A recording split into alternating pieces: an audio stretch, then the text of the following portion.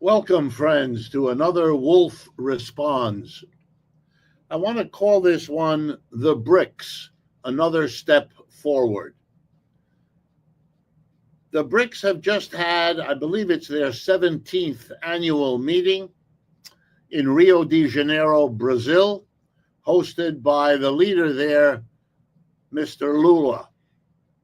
And I want to talk about the significance of this institution, the BRICS.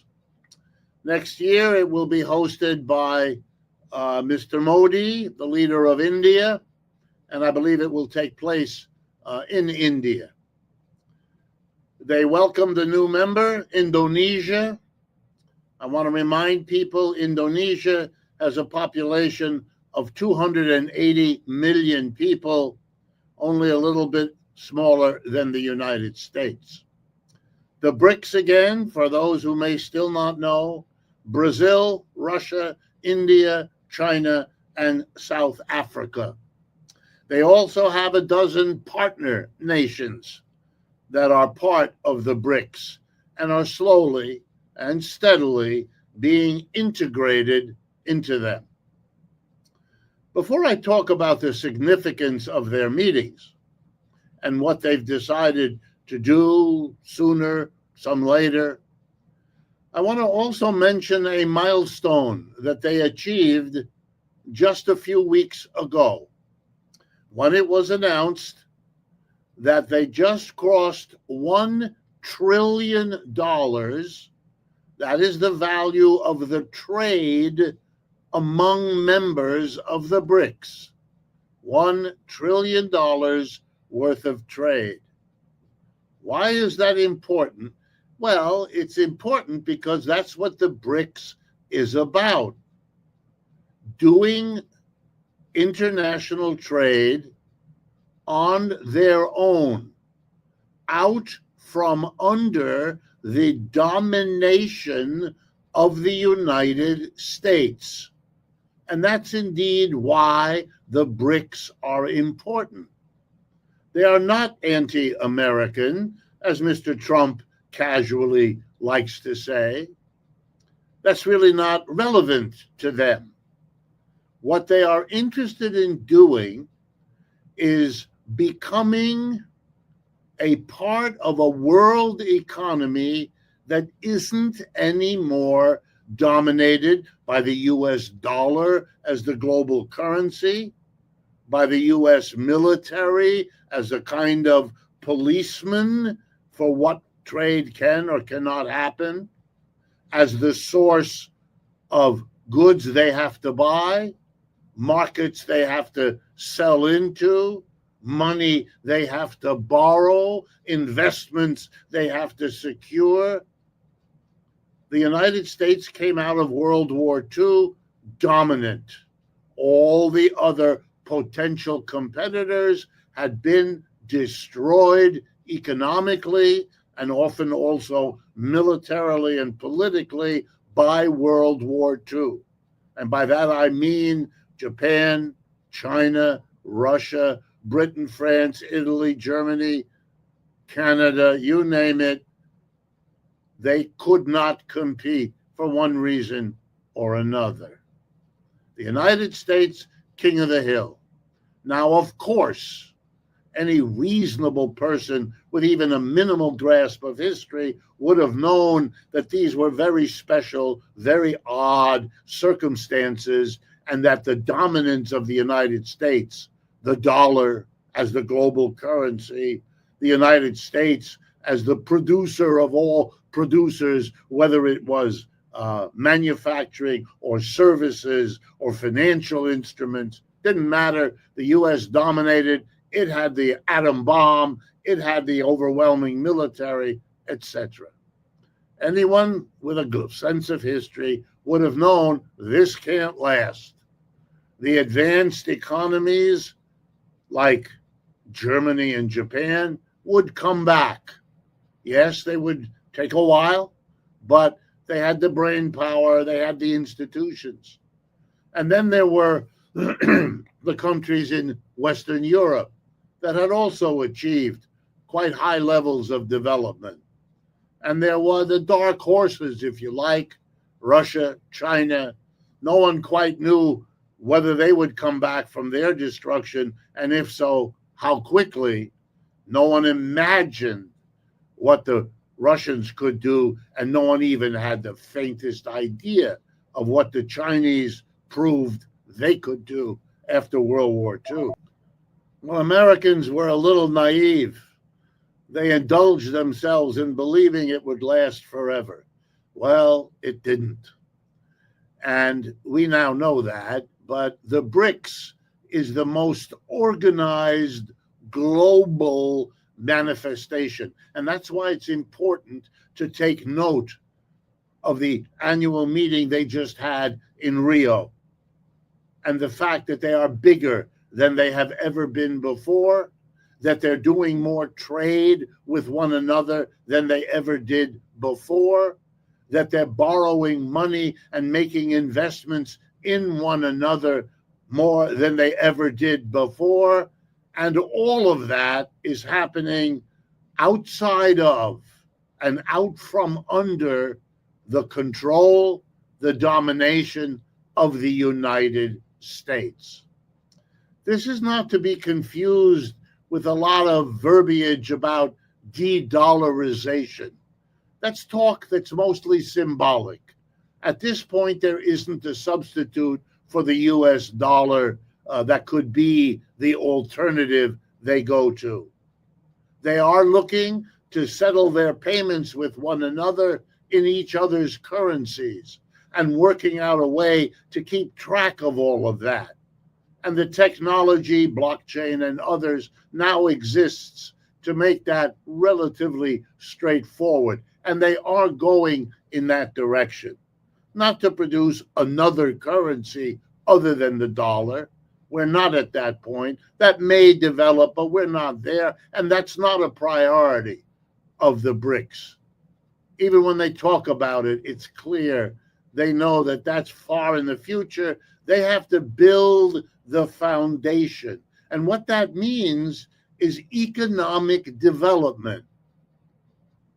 And economic development based on their needs as the priority, not how they fit into a global economy dominated by the United States.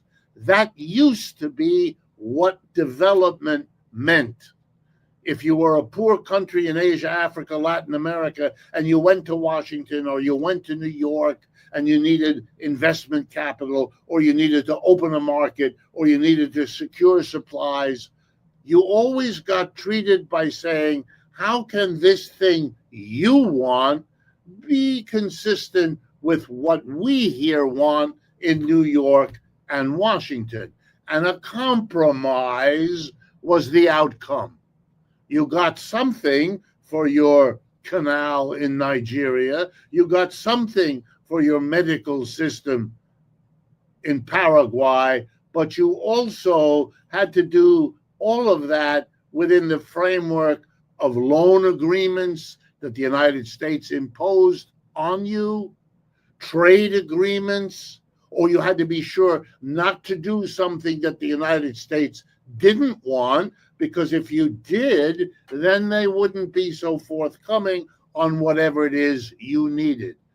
What the BRICS is about is creating within the world economy a new and different part of it.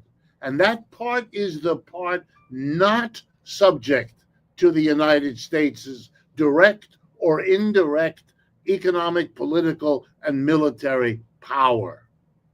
Do they escape from that 100%? No. The United States remains a global force. I mean, there are three major wars in the world today: Ukraine, Gaza, and Iran, and the United States is a central player in every one of them. And before that, we had Afghanistan and Iraq and Vietnam, and I could go on. So the world is not free of the United States and will not be for quite some time. But the relative position of the United States is shrinking. and it has been for 50 years. Only it's going faster now because the institutions are being formed and developed and nurtured as we speak. It is no longer appropriate to talk about the United States being challenged by the economic powerhouse that China has become. That's still true, but it isn't the main story. The BRICS are the main story. China is the key part of that, no question. But the BRICS are much bigger than just China. And they are the new phenomena of the world economy and need to be understood in that way. They are quite different one from the other. They have clashes in their cultures, their religions, their political ambitions, their military capabilities. They have arguments. They will have more of them. They don't all look at the Israeli activity in Gaza in quite the same way, and so on. But whatever those differences, they are carving out a space in the world economy that is a new option for everyone. And I mean everyone, every company working internationally, every business, and every country is rethinking strategy. How do we grow this business? How do we diversify the people we borrow from, the people we sell to, the alliances we as a country make? All of those fundamental decisions about world affairs are being remade as I speak to you. Every country, every business is realizing that the world economy in which they are groping their way to a future is in the process of a fundamental change, and the BRICS is the absolute core of that. The BRICS together now account for about 35% of the world's total output of goods and services. 35% of the aggregate GDP of this planet. The G7, that's the United States and its 6 major allies, Canada, Japan, Britain, France, Germany, and Italy, only account for 28%.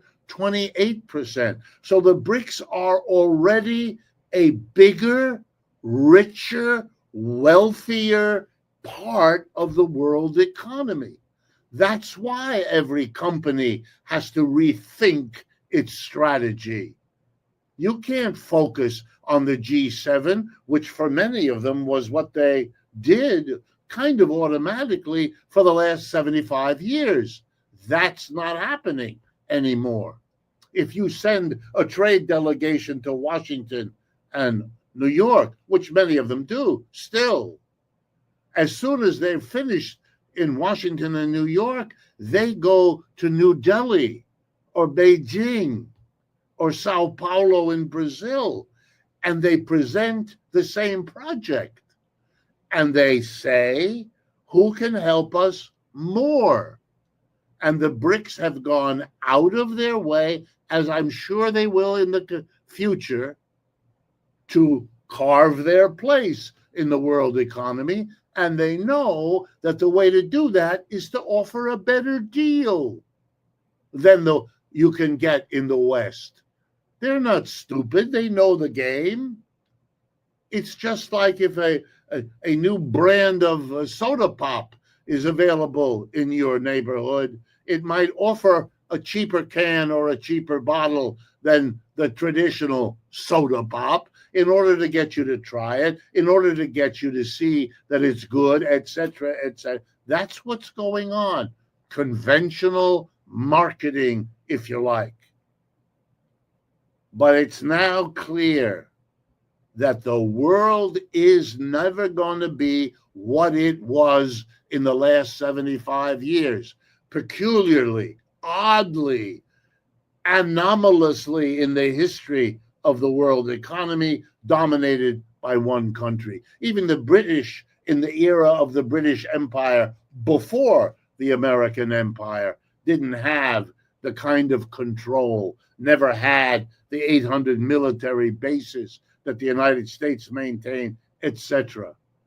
So in a way, the United States peaked, its empire peaked, and it is now being challenged by somebody who has already surpassed the United States in number of ways.